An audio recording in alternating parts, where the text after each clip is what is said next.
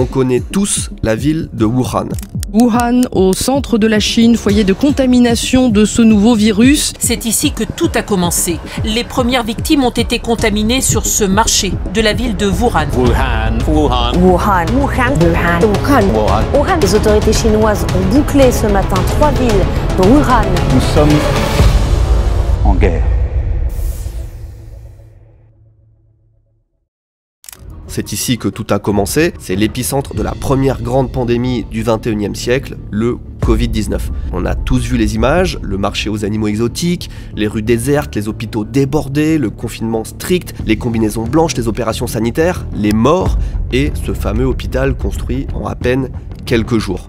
Mais aujourd'hui, 5 ans plus tard, qu'est devenu Wuhan? Est-ce que les traces de la pandémie sont encore visibles? Est-ce que la ville a au contraire tourné la page? Dans cette vidéo, on retourne sur tous les lieux, on va marcher là où les caméras du monde entier se sont braquées, le marché de Huanan, l'hôpital bâti en urgence, le fameux laboratoire où tout aurait démarré, et bien plus encore. Mais surtout, on va voir ce que peu de gens montrent, la vraie Wuhan, pas celle des news à sensation. Est-ce que la ville est restée bloquée dans le passé, vieille, grise, sale, ou est-ce qu'au contraire c'est une métropole futuriste, vibrante, ultra moderne, loin, très loin de l'image qu'on s'en fait? Bienvenue à Wuhan en 2025.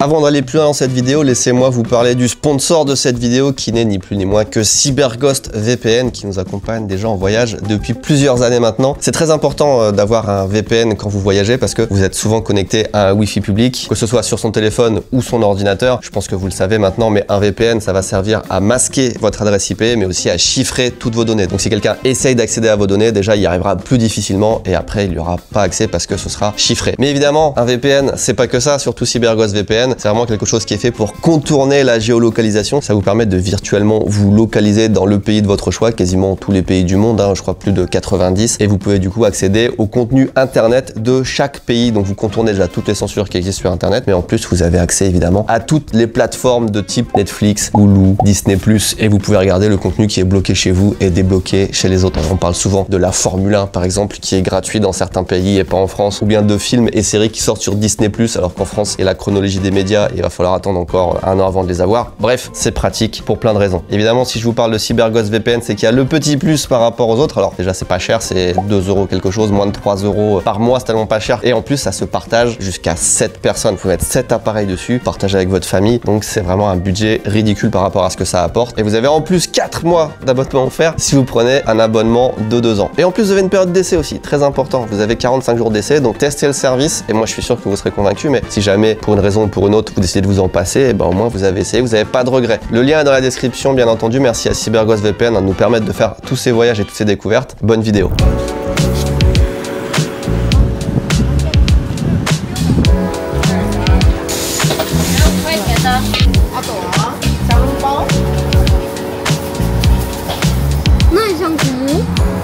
C'est bon? C'est bon. On a mort, c'est bon? C'était bon. Les grandes villes de Chine, c'est évidemment pas que des centres commerciaux ou des centres-villes ultra modernes, c'est surtout des rues super typiques. Là, je suis en train d'enjamber une bassine de céleri. Il y a vraiment des scènes de vie partout. Il y a de la street food, c'est incroyable. Il y a des gens qui jouent aux cartes dehors, qui à moitié vivent dehors. Enfin, c'est très vivant, très coloré. Il y a des odeurs, c'est un voyage. Il y a tellement de trucs à découvrir, ton regard il va à droite, à gauche. Là, il y a du linge qui pend en fenêtre, il y a des petites rues, c'est un petit peu dégueulasse. De l'autre côté, c'est un immeuble hyper moderne. Enfin, c'est trop bien. T'as tous les sens en éveil, j'adore. Le piège, c'est qu'on peut s'arrêter partout. Il y a vraiment de la street food. Mais littéralement, j'allais dire à tous les coins de rue, mais partout dans la rue. Et là, tu prends 6 Xiaolong Pao comme ça, c'est même pas 1 €, c'est genre 70 centimes.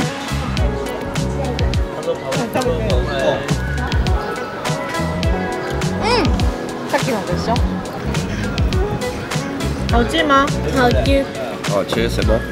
Oh.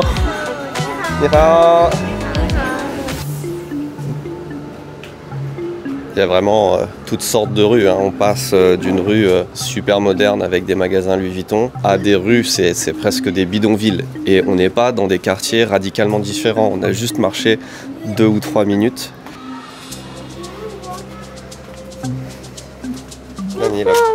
Hein?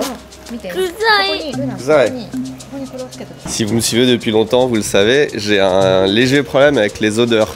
Ça me donne tout de suite envie de vomir quand ça sent un peu mauvais et tout. Mes enfants ont le même problème en puissance 10. Et là, c'est vrai qu'il y a des petites odeurs dans les rues qui...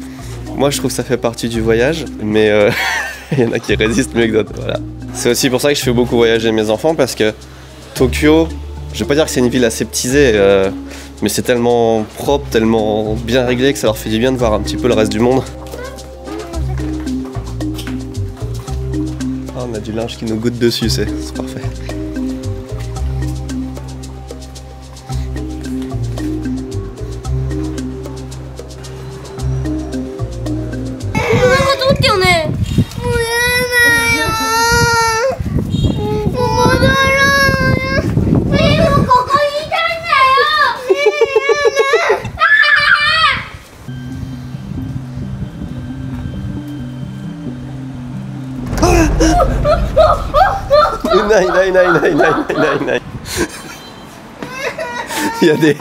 Il y a des rats, effectivement.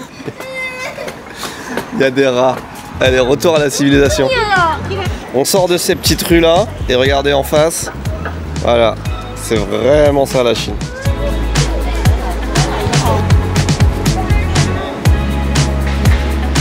Ces véhicules sont vraiment incroyables. Collet.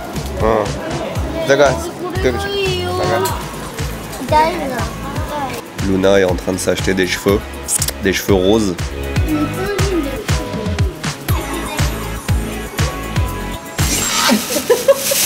Nani ga chigau ka wakanai. Kore ka nezumi dochi ga tanoshikatta? Kore.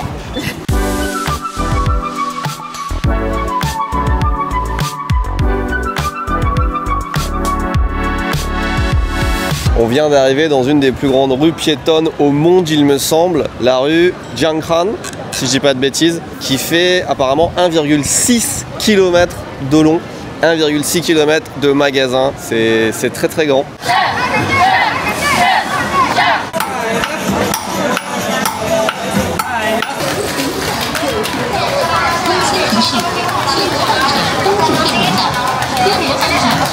Oh, ils vendent des petits chats, c'est dégueulasse, ils sont en cage, les pauvres.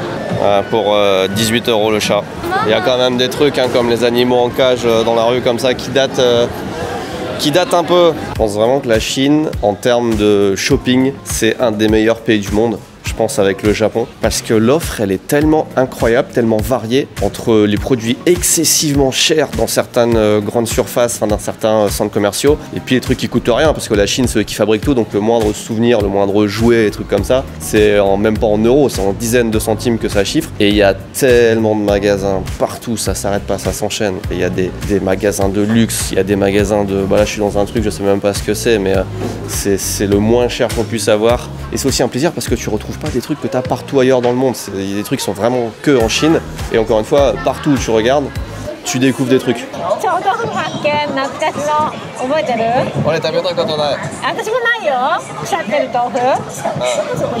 Aiko a vu du tofu et c'est du tofu, je crois, fermenté. Parce que normalement c'est blanc le tofu, on connaît tous. Là, il est noir. Désolé pour le vent. Le vendeur a dit ça sent un peu mauvais. Donc si même le vendeur dit ça.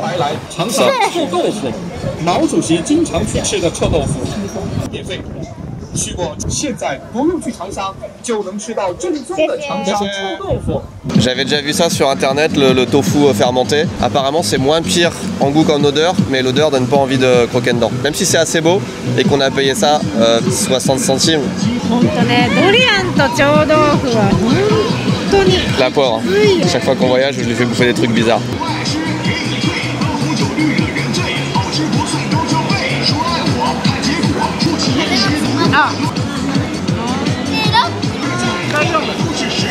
Bah, j'avoue, ça va, ça passe. L'odeur était forte là-bas, mais là je la sens plus trop. Putain, le vent. La texture est pas mal. Oh, c'est épicé sa mère. Ça n'a pas du tout un mauvais goût, c'est même plutôt bon. Et je préfère même cette texture là au tofu normal, mais wow, ça arrache. On lui a dit indienne, un tout petit peu. C'est pas indienne. L'ambiance sonore est incroyable.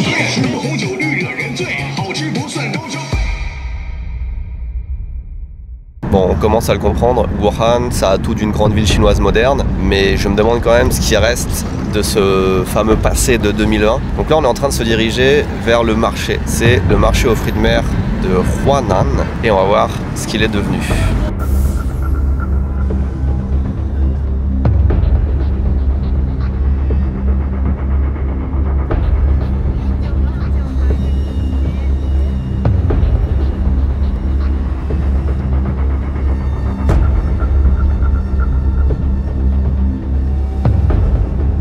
Ce fameux marché des fruits de mer se trouve derrière ce mur bleu. Il a été fermé le 1er janvier 2020, donc les autorités ont été très réactives. C'était pas vraiment un marché des fruits de mer uniquement, c'était ce qu'on appelle en anglais un wet market. Je pense que ça se dit aussi en français un marché humide. Et c'est un marché où on vend des produits frais tout simplement. Et il y avait beaucoup de viande ici. Et quand je dis beaucoup de viande, c'est toutes les viandes qu'on peut imaginer. Si tu voulais du kangourou, tu avais du kangourou. Du rat, tu voulais du rat. Et effectivement, je suis pas étonné qu'il y a eu du pangolin, de la chauve-souris, des choses comme ça. Il y a encore une voiture de police qui passe, hein. Je vous tourne la caméra. C'est vraiment la 4e voiture de police que je vois en même pas 3 minutes. Je sais pas si je suis parano, si c'est que ce périmètre est relativement bien surveillé. Dans tous les cas, je suis en train de dire que ce marché est fermé, mais quand je regarde en haut, je vois pas mal de magasins et de fenêtres ouvertes. Et il y a une petite entrée là-bas, j'ai l'impression en fait que tout l'étage est encore occupé, et il est occupé par des magasins qui vendent des lunettes. Et effectivement, dans le quartier, il y a énormément d'opticiens. Donc on va essayer de se diriger vers l'entrée pour voir comment c'est. Même si on n'aura pas accès, je pense, à l'étage où il y aura toute la viande, des petits trucs comme ça, j'ai bon espoir de pouvoir aller en haut. Je sais pas si vous voyez, mais il y a des caméras toutes les 10 mètres à peu près. Il y en a là, il y en a là-bas aussi. Il y a des caméras partout le long de ce mur. Là-bas aussi, il y a plein de caméras. Bon, on va tenter de rentrer. Ah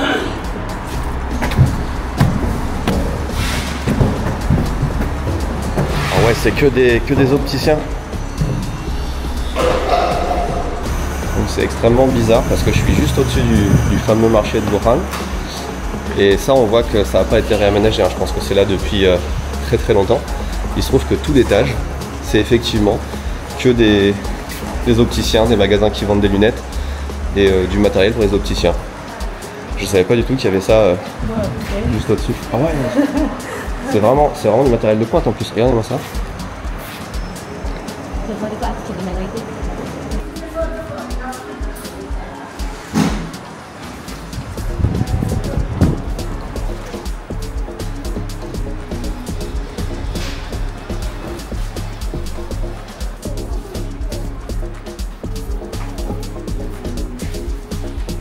Je pense que genre 5 ans après, plus personne ne pense à ce qui s'est passé, mais au début ça doit faire bizarre de travailler ici, juste au-dessus d'un des endroits les plus surveillés du monde. Ça devait être vraiment la panique avec la sécurité, les forces sanitaires, les journalistes, enfin il devait y avoir tout le monde à côté. Je pense qu'ils n'ont pas dû travailler pendant au moins 1 an. やっぱりここの市場がもうクローズしたから、ここからその30分ぐらいのちょっと田舎の方に行った市場に今はもう全部市場が移ったって。En face là-bas, c'était exactement la même chose, tout est fermé, en fait tout le premier étage est fermé. Et au-dessus, j'ai l'impression que c'est également des opticiens, c'est des pubs pour des lunettes. J'ai rarement vu un endroit aussi vide, aussi mort. Genre il y a des dizaines de commerçants, il y a 0 client.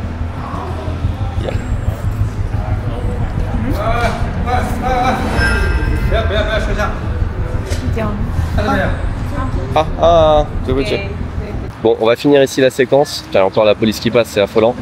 On s'est fait gentiment prévenir par un garde qu'on n'avait pas le droit de filmer à l'intérieur. C'est assez rare hein, en Chine que tu puisses pas filmer dans un supermarché ou dans... Ça n'arrive pas en fait, très peu. Ceci étant dit, déjà 2 infos. Juste à côté, il y a un des plus grands hôpitaux que j'ai jamais vu. Bon, c'est le plus grand hôpital que j'ai jamais vu de ma vie. C'est 2 gratte-ciel l'hôpital juste à côté d'ici. Et en parlant d'hôpital, on va aller voir un fameux hôpital de Wuhan aussi, celui qui a été construit en quelques jours. Mais pas tout de suite, on a encore plein de trucs à faire avant. Donc, le marché de Wuhan, parce qu'il existe encore, il n'est plus ici, mais il a été déplacé apparemment à quelques kilomètres d'ici. Donc on va aller le voir et on va voir si ça a évolué, si c'est toujours les mêmes choses qu'on y vend ou pas du tout. Spoiler alert, je pense que ça a bien changé.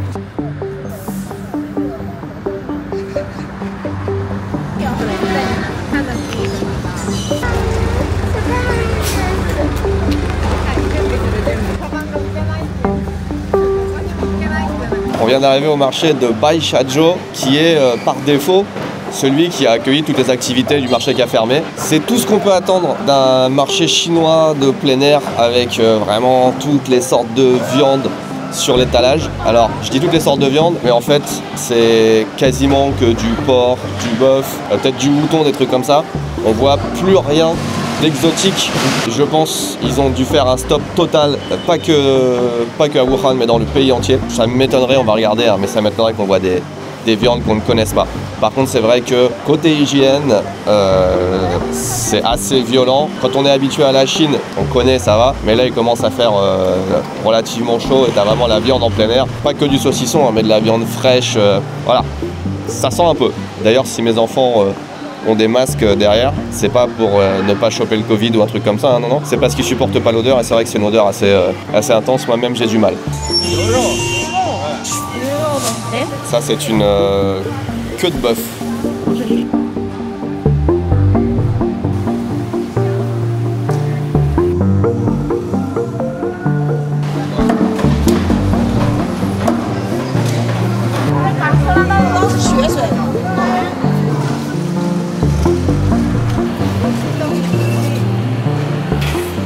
Ça, c'est de la peau de mouton, je dirais. On dirait de la tête de mouton.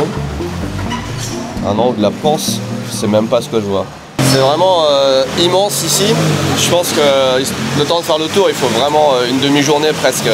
On peut aussi manger ici, si vous voulez. C'est aussi bien pour les professionnels que pour les particuliers. Il y a des gens qui viennent acheter, je pense, leur viande de la semaine. Et il y en a qui viennent aussi manger. Et là, je vois des petits stands. Mais cet endroit est quand même un peu bizarre parce que il n'est pas fermé, il n'est pas secret ni rien. C'est même immense, donc techniquement, c'est très connu. Mais quand je fais des recherches sur ce lieu, bon, évidemment, ChatGPT ne fonctionne pas en Chine, mais quand je demande à DeepSeek, son homologue chinois, il me dit ne me demandez pas d'informations, passons à une autre conversation, je peux pas vous répondre. Il n'est pas capable de me dire quel est le marché qui a remplacé celui qui a fermé, il n'est pas capable de me donner une liste des marchés humides de Wuhan. Et quand on a cherché en japonais avec Akiko, pareil, impossible de trouver le nom sur les sites japonais. Apparemment le gouvernement ne veut pas trop que les gens viennent ici se balader, alors qu'encore une fois c'est libre. C'est un peu bizarre, c'est un mix de plusieurs feelings. Surtout qu'en plus il y a des petites patrouilles de police qui circulent ici, il y a des barrières à l'entrée, donc on a le droit d'être là, mais c'est quand même contrôlé, enfin c'est un petit peu spécial. En tout cas, c'est immense,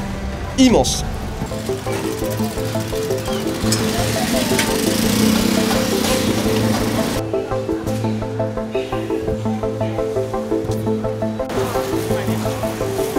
On vient d'arriver dans la partie épices, parce qu'il n'y a pas que des fruits de mer et de la viande, il y a aussi des fruits, du surgelé, un petit peu de tout en surgelé, et puis tout ce qui est épices, piments. Les gens découvrent encore de minute en minute, donc c'est vraiment énorme.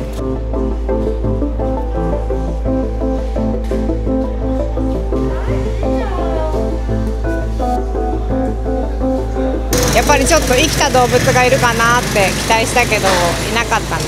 そう中国人って足のあるものは何でも食べるっていうでしょ。でなんか内臓とか足とかなんか全部残らずすごい使ってるなって思って。 Écoutez, la visite de ce marché, c'était extrêmement intéressant. Alors c'est immense, donc on peut pas tout voir. Mais ce que j'en conclus, c'est que de 1, on voit très peu d'animaux bizarres. Je dis très peu parce qu'il y a quand même quelques grenouilles, tortues, des salamandres, des choses qu'on n'a pas forcément l'habitude de voir en Occident. Mais c'est pas non plus du rat ou du pangolin, des trucs comme ça. Les normes d'hygiène sont, d'un point de vue d'un Français ou d'un Japonais, catastrophique, mais ça reste la Chine. Et sinon, c'est un très bon lieu touristique. Si vous voulez en savoir un petit peu plus sur ce marché, parce qu'on y a passé tellement de temps, on va en faire une vidéo spéciale sur la chaîne Ici Japon Corp, et elle va sortir normalement lundi. Donc allez voir Ici Japon Corp. Et ce qu'on a fait particulièrement, c'est qu'on a mangé, on a testé plusieurs petits restaurants et pas mal de nourriture différente. Donc si ça vous intéresse, il y a tout ça en version longue sur Ici Japon Corp. Maintenant, ce qu'on va faire, c'est qu'on va se diriger vers quelque chose de totalement différent. C'est peut-être ce qui se fait de mieux et de plus moderne à Wuhan. En tout cas, j'en ai l'impression. Et ça s'appelle Optic Valley.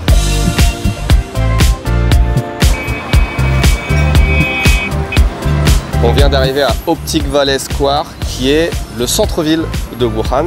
C'est apparemment très très grand. On va découvrir ensemble parce que je connais pas du tout, mais c'est un petit peu ce qui se fait de mieux en matière d'architecture et aussi en termes de tourisme et de commerce, puisqu'il y a tout un endroit qui a été aménagé comme des villes européennes apparemment. Je m'attends à la France, je m'attends à l'Espagne, je m'attends à l'Allemagne. Je suis pas sûr, mais c'est assez grand, on va aller voir ça tout de suite. En plus, il fait beau. Et il fait beau. Attention, vous êtes prêts? La Chine. L'Europe.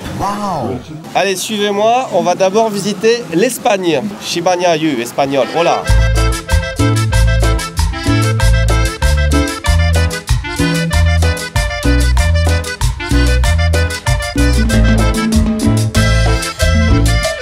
Alors, qu'est-ce qu'on a à vendre en Espagne?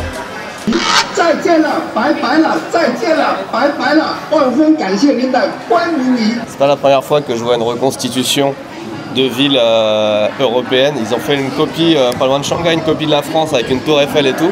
Sauf que là-bas, c'était pour y habiter. C'était une vraie fausse ville, alors que là, bon, c'est plus en mode, c'est un petit village commercial. Écoutez, c'est plutôt sympa en vrai. Do hajimete no Spain. なんか何を入れたい？はいいい？二人で一緒に？はい、いいよ。Allez, on va faire le fameux portrait. J'ai jamais fait ça de ma vie, en vrai, c'est un truc tellement cliché pour les touristes. Les enfants, allez, ça va coûter 2 € par personne peut-être. Je veux qu'ils nous fassent dans ce style-là, moi. Hi. Konnichiwa. Bon, si j'ai bien compris, il est censé pouvoir nous faire un dessin quasiment photoréaliste pour moins de 10 € par personne, donc peut-être pour 20 balles pour les 2 enfants. Là, t'as Akiko qui est en train d'expliquer que Lux c'est un garçon, parce qu'en Chine, dès que t'as les cheveux longs, t'es catégorisé comme une fille.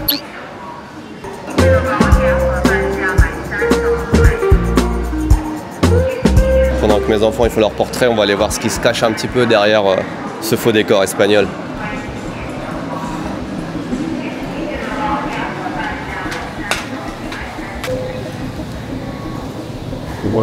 Bon, je sais pas du tout où je suis arrivé, mais... Qu'est-ce qui se passe ici? C'est que des trucs de chirurgie esthétique? Moi, en général, quand je vois une porte ouverte et que c'est pas marqué interdit, j'y rentre. J'ai pas l'impression que ce soit des magasins, mais j'ai pas l'impression non plus que ce soit privé, clinique, laboratoire. Il y a tout un business de chirurgie esthétique. Ouais, c'est que ça, c'est que de la chirurgie esthétique, c'est plein de chirurgiens qui font des parties différentes du corps. Là, c'était le menton, là. C'est trop bizarre d'avoir ça ici. Bon, on est tellement pas dans le thème de l'Espagne et du tourisme. Oh putain, mais t'as vraiment des gens qui sont en train de faire de la chirurgie juste à côté et puis on le voit.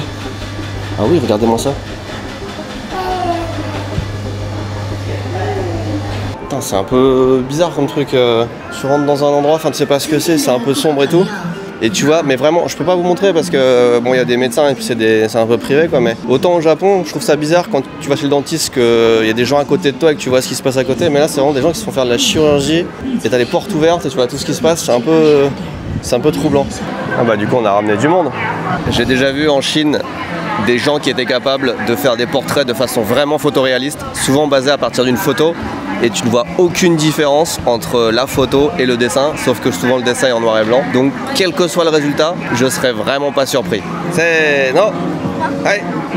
Non.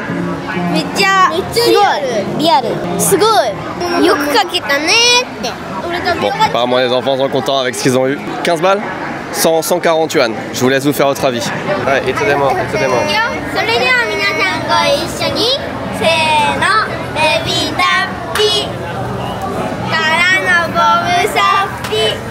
Bon, on arrive apparemment en Italie, c'est une cathédrale italienne derrière moi.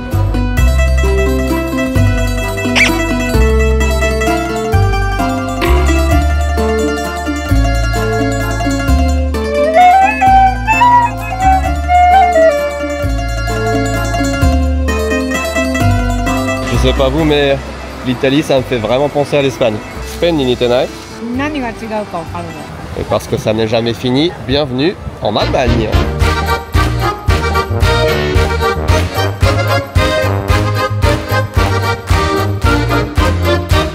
Et le meilleur pour la fin, j'ai nommé la France.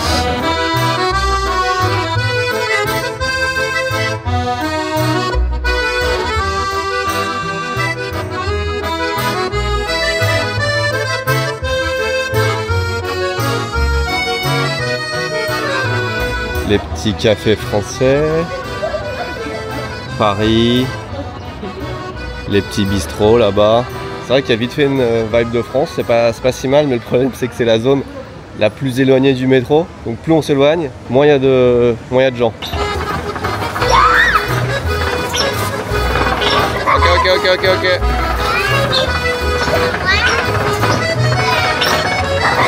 C'est assez fou parce que bon, je sais pas trop à quoi m'attendre en venant ici.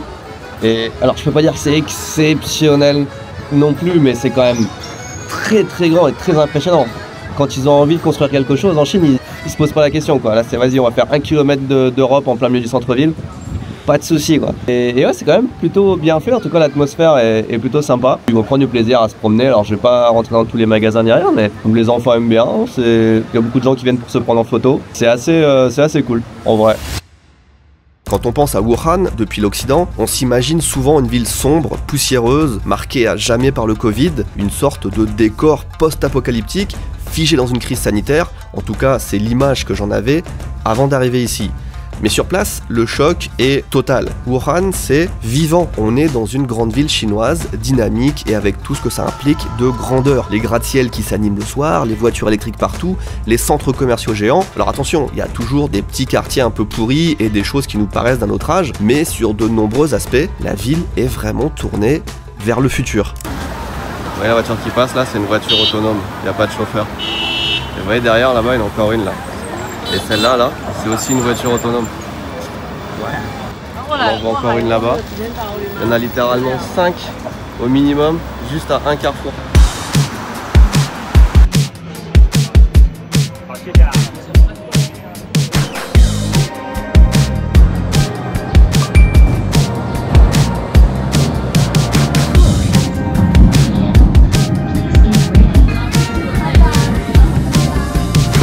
Le terminus nous emmène au milieu de nulle part. C'est la montagne d'un côté et les marais de l'autre. Qu'est-ce qu'on fout là, putain? Oh.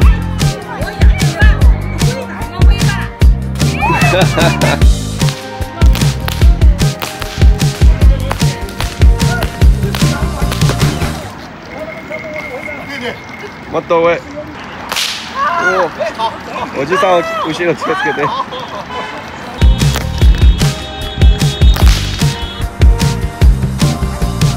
Je me retrouve un petit peu en dehors de la ville devant un grand mur blanc avec des grands panneaux interdiction aux drones. Et si je suis un peu loin de la ville, c'est que ce qu'il y a derrière là, c'est assez grand. On peut pas le faire en centre-ville, c'est tout simplement le fameux hôpital de Wuhan. C'est celui qui a été construit en 10 jours. Ils ont été super réactifs parce que les problèmes ont commencé à arriver genre fin 2019, début 2020. Et le 23 janvier, ils ont commencé à construire cet hôpital. On l'a vu à la télé avec les grues, le chantier a été incroyable. Et en 10 jours, le 3 février, c'était déjà ouvert. Donc c'est assez fou. Je sais pas où ça va là par contre.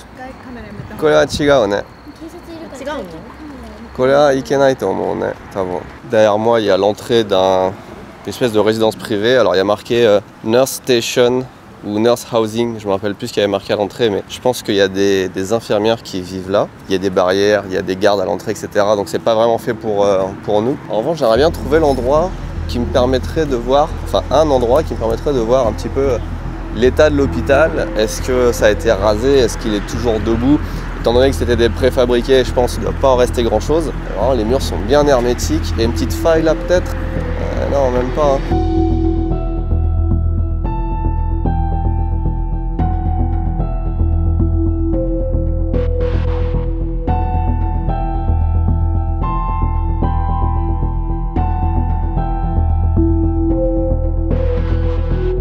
Quand on regarde un petit peu par les fentes qu'il y a entre deux panneaux, tout ce qu'on voit c'est des grandes herbes, donc c'est 100% abandonné, et quelques toits en tôle, un ou deux murs bleus, mais pas grand chose, Ça c'est vraiment plus du tout utilisé. C'est marrant qu'ils aient mis autant d'efforts pour qu'on voit pas ce qui se passe à l'intérieur, alors que techniquement c'est juste des préfabriqués d'un hôpital quoi. Les palissades font allez, 2,50 m de haut avec des barbelés. Ils ont mis des arbres en plus derrière, je pense volontairement. On voit rien, on voit vraiment pas grand chose. Hein.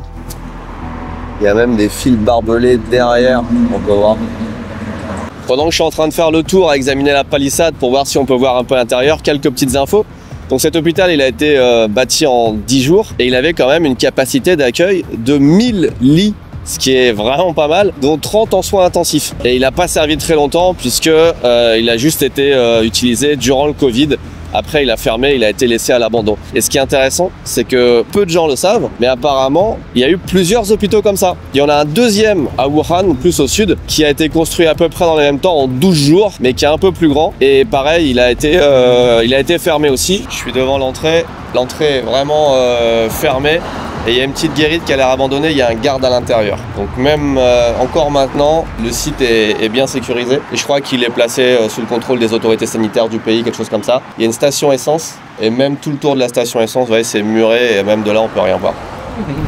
On est en train de marcher le long de l'Institut des sciences de Wuhan. On ne peut pas rentrer à l'intérieur. Il y a des gardes qui viennent dès que tu te rapproches et il y a marqué « Interdit aux visiteurs partout ». C'est un genre de campus et c'est là qu'on trouve normalement l'Institut de virologie de Wuhan, dont on a beaucoup parlé aux alentours des années 2000, surtout les amateurs de théorie du complot. Et ce qui est marrant, c'est que quand on regarde sur Google Maps, on voit que c'est bien ici que se trouve l'Institut de virologie, mais sans grand détail, parce que Google Maps, c'est pas très précis en Chine. Et quand on utilise EMAP, qui est l'appli que tout le monde utilise ici, on voit qu'à l'intérieur, il y a l'Institut de géologie, l'Institut des tremblements de terre, voilà, il y a tous les trucs, mais impossible de voir où est l'Institut de virologie. Donc on dirait qu'il a été effacé de la carte. Voilà, donc vous n'aurez pas plus d'infos sur cet endroit.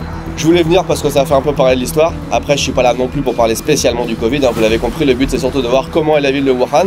Il y a un petit poste de garde, mais tout est grillagé avec des barbelés. C'est vraiment fait pour que si t'as pas ta carte sur toi, tu rentres pas. C'est pas le campus à l'américaine où n'importe qui peut rentrer et visiter et prendre des photos, hein.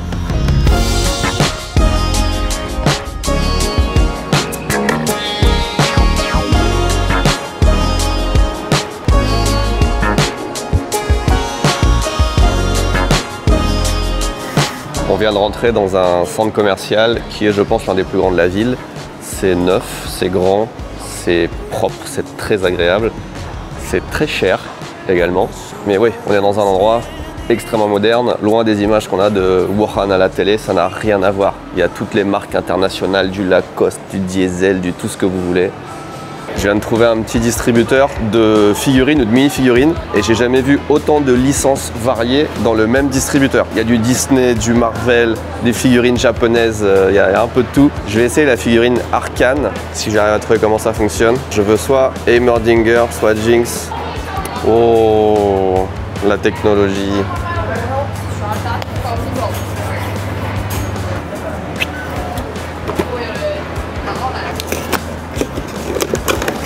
Oh, ah, Victor. C'est un peu cher un gacha. Ouais, ça fait quoi? Oh non, ça fait 15 balles. Bon, j'aurais pas choisi Victor. En vrai, la qualité est bien, hein. Après, toutes les figurines sont faites en Chine, donc c'est pas si étonnant. Mais... ça, c'est Wuhan en Lego, effectivement. La prochaine étape est un lieu historique. Derrière moi, vous avez l'ancienne résidence de Mao Tse-tung.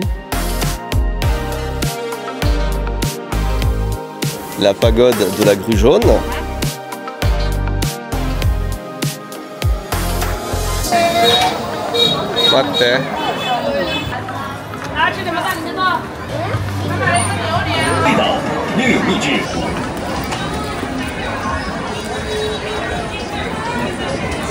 Chocobar.